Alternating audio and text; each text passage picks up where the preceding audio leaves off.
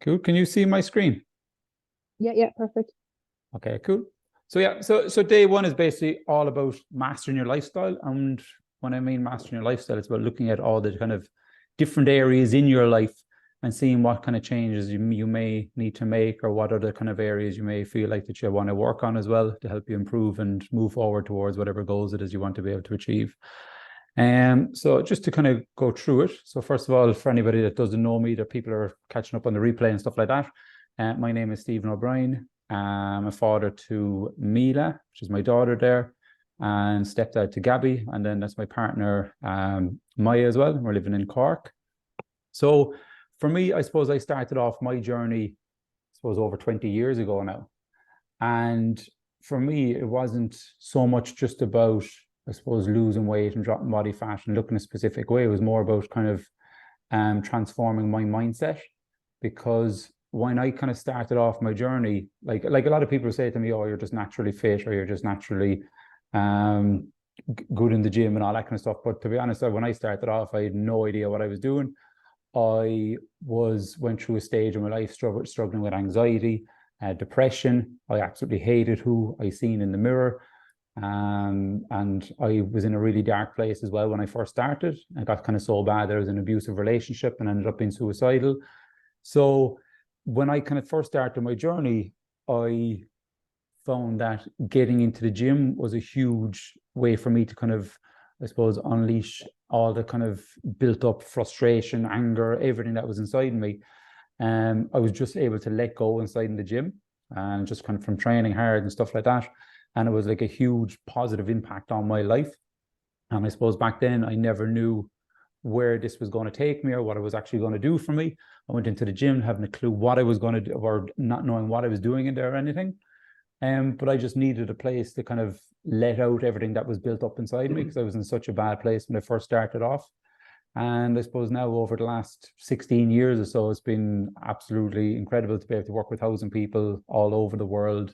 I lived over in Australia as well for 7 years. So I kind of started off my working in the fitness industry over there. And even going from Australia back to Ireland, my life was flipped upside down again. But I suppose over the years, I've worked so much on myself and personal development and stuff like that. It's allowed me to be able to kind of bounce back and kind of rebuild my life again, which I'm incredibly grateful for. And that's why I love what I do at the moment. And it's not so much about helping people look a certain way, but it's more about helping people feel a certain way, helping people feel happier about themselves, helping people feel more fulfilled. And of course, then again, helping people kind of create more positive habits in their life that allow them to kind of work towards the goals that they want to be able to achieve. Obviously, they get fitter, they get stronger, they lose weight, drop body fat, all that kind of stuff as well. But then outside of that, it's really kind of how people feel in themselves that I found really, I suppose, fulfilling to be part of people's journeys. And so today, what we want to do is really want to dive into a few different areas of lifestyle. So I've kind of come up with a few different areas here. It's about 10 different areas. And what we want to do is we're going to try and look into each of these areas and kind of see where you're at. So you will need a pen and paper for this. So if you don't have one, you could go grab one. And obviously, anybody watching the replay on this can just hit the pause button and stuff like that. So the way we're going to, an exercise here we're going to do is we're just going to start off with the food. And all I want you to do is, on a scale of 1 to 10, rate where you feel you're at with your food at the moment. So your food or your nutrition. And when you're thinking about this now, it's not saying, it's not about comparing yourself to anybody else or anything like that. It's really asking you how you feel you are with your food. Because I know a lot of people might say that they feel really good with their food, and that's perfectly fine. So it's really, this is really on about you. And when you kind of rate that on a scale of 1 to 10, what you want to ask yourself is, let's just say, for example, you're on food and you've rated a 7 out of 10. So the question you need to ask yourself is, what needs to happen to get that from a 7 to a 10? So to make those three extra points to make your nutrition even better. Now, it could be, right, I need to start cutting out eating snacks in the evening. I need to start looking at portion sizes. I need to start getting more, I suppose, whole foods, so real foods into your diet every day. I need to start getting more veg in. I need to start eating more protein. So whatever it is, just try and think of to yourself and come up with a couple of different things that you feel could help you bring yourself up to a 10 on that scale. And again, it doesn't matter how big or small those things are. The main thing is that you start writing them down. So then you start be more a bit consciously aware of those things. So hopefully then it'll help you improve on your food moving forward. And over the next couple of days as well, we will be talking more on nutrition and stuff like that in a bit more in depth. Cool. So once you've done that one, then we're going to move on to exercise. So again, the same thing. So looking at your current exercise routine and asking yourself on a scale of 1 to 10, where do you feel that that's at right now? Now, some people might even say, right, I feel like I'm at a 10 out of 10 because I'm doing all this exercise or training or whatever it may be. But if you kind of feel you're at a 10, you still need to kind of ask yourself, is there any other little things you could be doing to even just getting you moving that little bit more?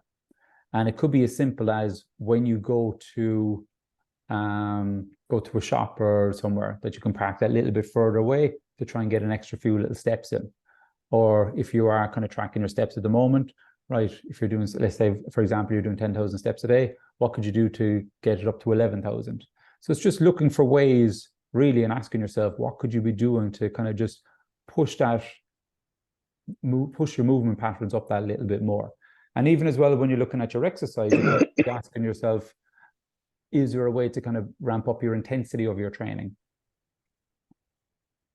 So again, you might come up with a couple of little things to help you push the needle a little bit further forward to bring you closer to that 10.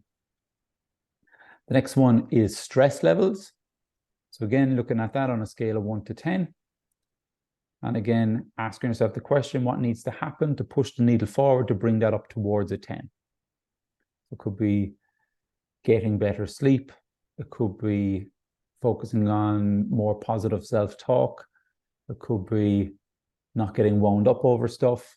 It could be, I suppose, work-related stuff, looking at seeing how you could deal with stuff differently. So there could be a lot of, again, little things that could help you improve on your stress levels. Once you've that done, what we'll do then is move on to sleep. So again, on a scale of 1 to 10, where would you see yourself with your sleep?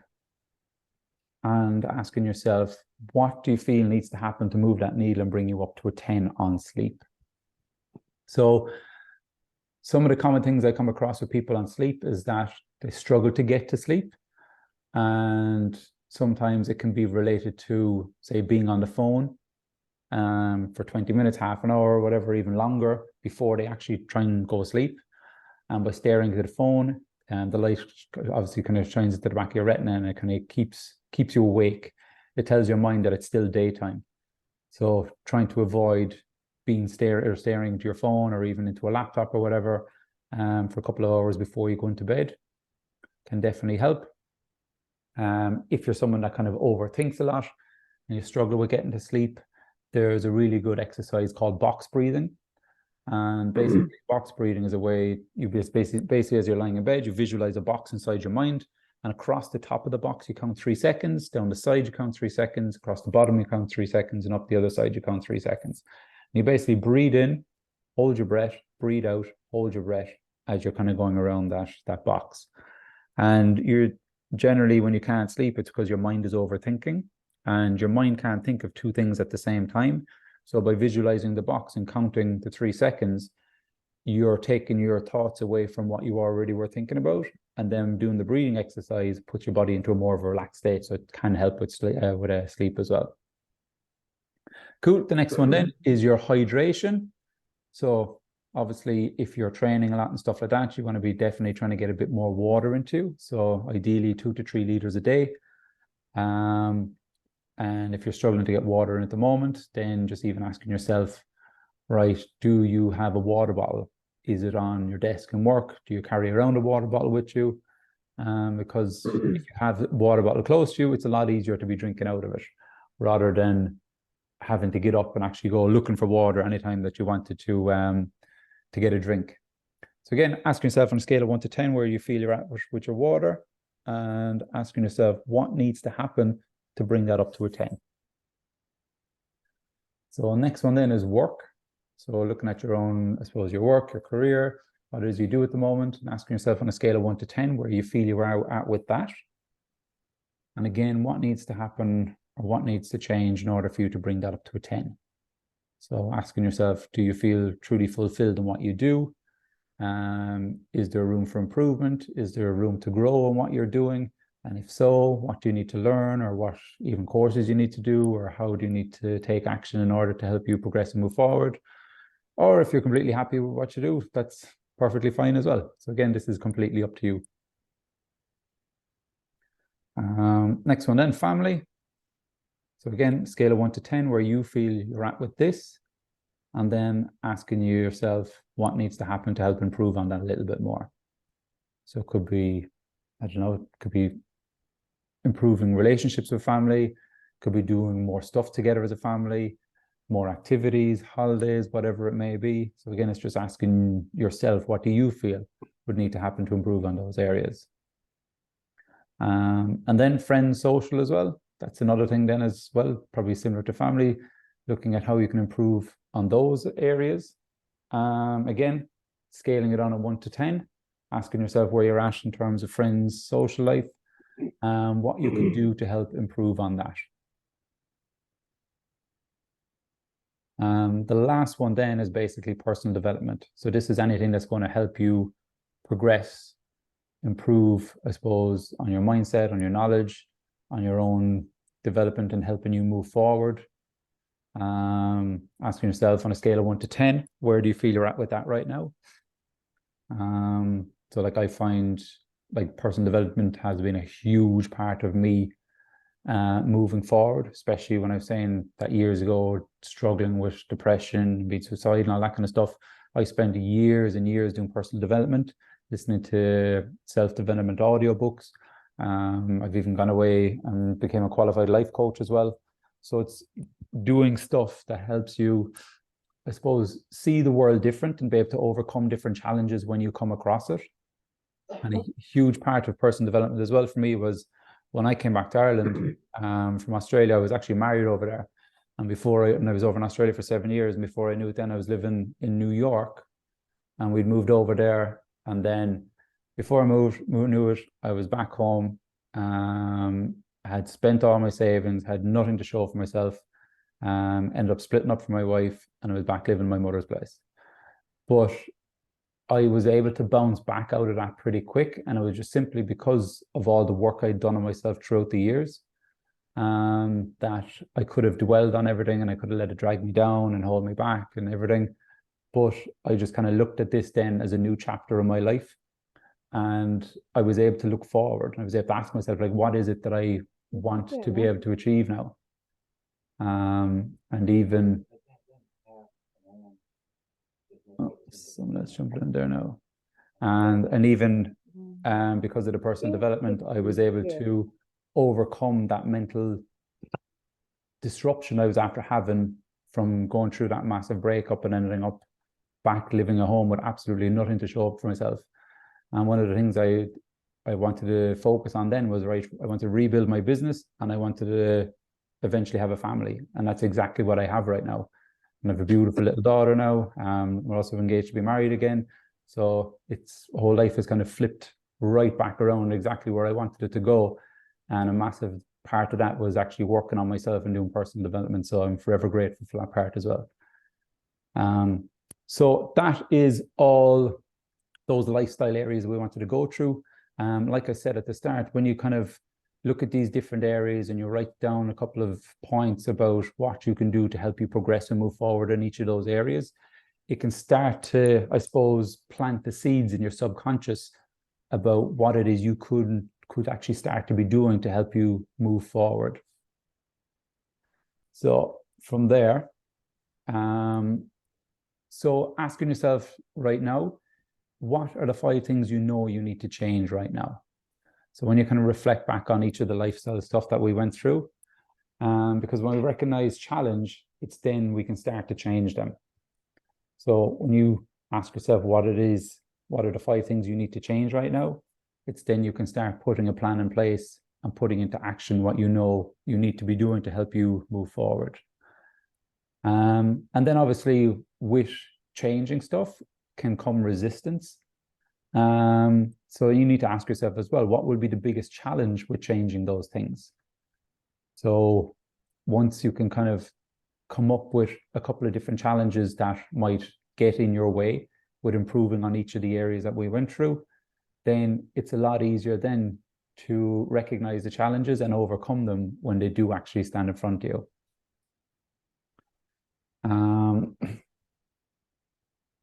So like I said, because of me committing to, I suppose, even changing all those things in my life,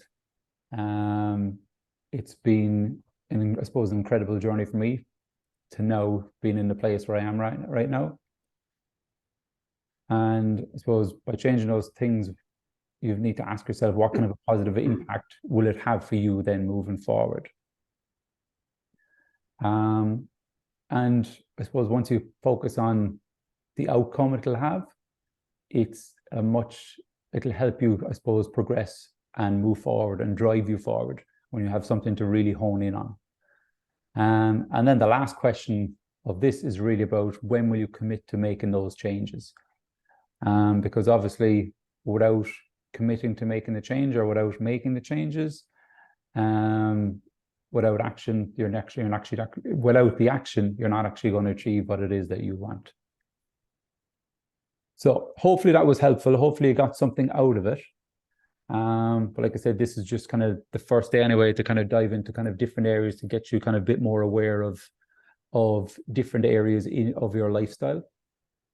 So to put it on from here, did you have any questions at all that you would like to ask?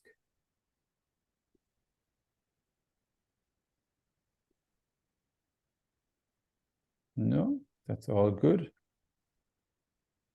So to move on from here, I'm going to set you an accountability task. So in the group, what I'm going to do is I'm going to put up a post, and you'll see it there. It's going to say a lifestyle post. And all you're going to simply do is comment under the post about what actions you're going to take this week that's going to help you improve on each of the lifestyle areas that we've gone through. So I suppose by putting it into the comments, it's just a way that I can kind of hold you accountable as well. And it's a way that everybody else can kind of hold each other accountable. So yeah, just post underneath the lifestyle group, sharing what you're going to commit to taking action on this week. So hopefully you got some value out of this, and thank you for those that have jumped on. And I shall see you on the next call tomorrow. And if anybody has any questions whatsoever, feel free to add me as a friend and send me a private message. And if not, then I shall speak to you soon.